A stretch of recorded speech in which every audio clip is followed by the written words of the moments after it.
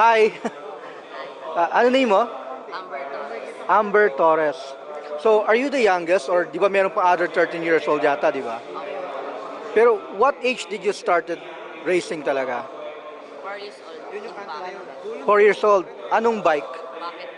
Pocket bike?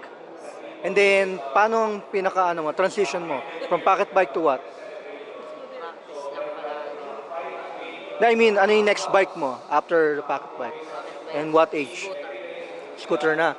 What age na yon? 10 years old. 9 years old. And then after the scooter, Scooter under. scooter, Underbone. underbone. And what age na yon? 12. 12. And right now, anong niraride mong bike? Ganun Ganun. to rin. Scooter tsaka under. Scooter tsaka underbone. Yun. So, bakit ka nahilig magbike? Hilig ko din. Anong maganda ba sa biking, sa racing? Parang hobby lang. Yung adrenaline ba? Yung adrenaline? You like the speed? You like, aside from riding na bike, meron pa bang ibang hobby? Wala na? Ayun lang talaga, biking talaga. And how do you see yourself from now? Siguro mga 5 years from now. Ano, you want to be a professional talaga. Na talagang sa bike talaga. International competitions. Ayun talaga.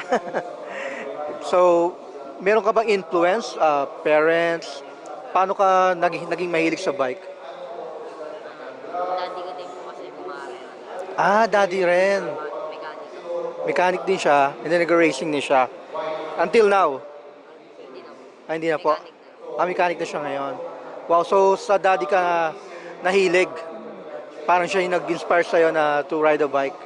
Ayun. Sige. So, ano mabibigay mo na advice sa mga bata na gusto rin mag-bike? Practice lang palagi. Puro practice nun talaga. Practice kahit Hanggang sa ma-perfect mo na. Would you consider yourself an expert na talaga? Talaga. Ayan, sige. Cheer naman. You just shout, "What's up, Pilipinas?"